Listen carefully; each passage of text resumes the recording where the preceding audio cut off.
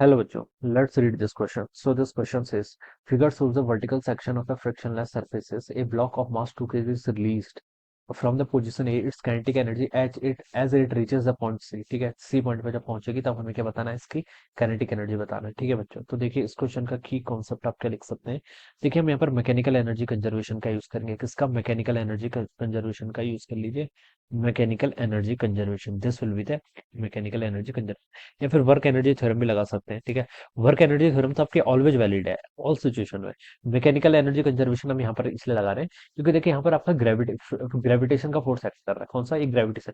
Frictionless surface है तो friction को कंसिडर नहीं करेंगे, ओनली ग्रेविटेशनल फोर्स। अब ग्रेविटेशन फोर्स क्या होता है? आपका कंजर्वेटिव फोर्स। कंजर्वेटिव फोर्स है तो मैं मैकेनिकल एनर्जी कंजर्वेशन का यहाँ पर यूज कर सकता हूँ। ठीक है, सिचुएशन देखिए आपको इस तरीके से दी हुई है। ठीक है, यहाँ पर कोई ए से रिलीज कर रहे हैं, फिर बी ऐसा पॉइंट है, यहाँ पर सी ऐसे समथिंग लाइक दैट। ओके, ये आपका ए पॉइंट है, this point is B. Alright, यहाँ पर क्या आपका एक सी पॉइंट है। और बोला क्या गया? Figures of vertical section of frictionless surface, a block of mass 2 kg released from the position A. ठीक है, ये आपका 2 kg का कोई ब्लॉकेज हम क्या कर रहे हैं, यहाँ पर से रिलीज कर रहे हैं। ठीक है, ये हाइट आपको कितनी गिवन कर रखी है? 14 मीटर के इक्वल गिवन कर रखी है। Block of mass to release from the position A, it's kinetic energy as it reaches the point C. C point पे जब ये पहुंचेगी, ये हाइट कितनी दे रखी है आपको? 7 मीटर के इक्वल दे रखी है।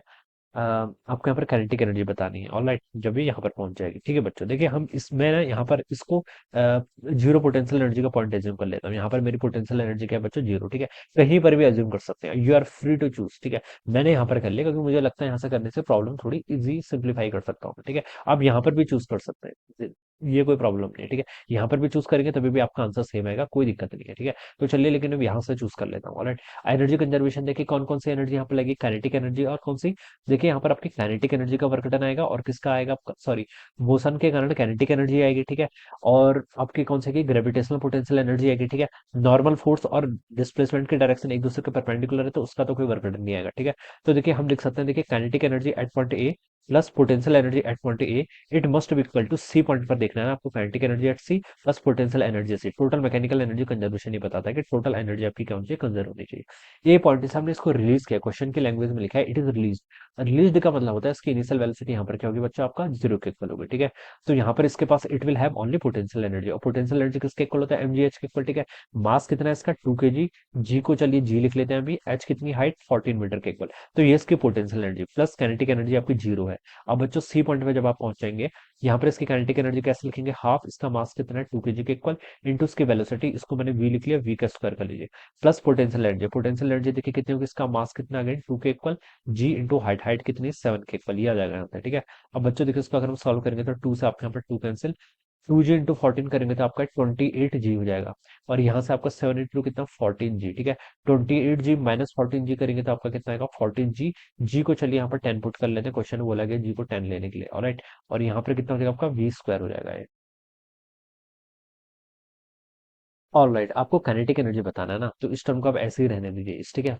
ठीक है, इस टर्म को आप ऐसे ही रहने दीजिए, मैं इसको यहाँ पर एक्स पूरा ओपन नहीं करता हूँ क्योंकि मुझे काइनेटिक एनर्जी बताना है। ऑलराइट, तो चलिए देखिए मैं इस कैलकुलेशन का फिर से रिपीट कर लेता हूँ। ठीक है, मुझे वेलोसिटी नहीं काइनेटिक एनर्जी बताना है, तो मैं इसको यहाँ पर क्या लिखूंगा? Kinetic energy at point C. ऐसे ही रहने दीजिए इसको। अब देखिए सॉल्व कर लीजिए, 28 जी यहाँ पर है, यहाँ पर आपका 14 जी है, इधर आके सब्ट्रैक्ट होगा तो 14 जी को लगेगा, यानी कि 14 into 10 it is equal to K C. ठीक है, तो काइनेटिक एनर्जी कितनी आएगी? 14 इंटू 10 यानी कि 140 जूल के इक्वल, ये आनी चाहिए। सी पॉइंट पर आपकी इतनी काइनेटिक एनर्जी होगी, जो कि आपको सेकंड ऑप्शन पे क्या दे रखा है बच्चों? गिवन किया हुआ है। So this must be the right answer of this question. ये क्या होगा? इस क्वेश्चन का अपने यहाँ से करेक्ट आंसर हो जाएगा। Alright, so I hope you all understood this concept. All the best and thank you so much.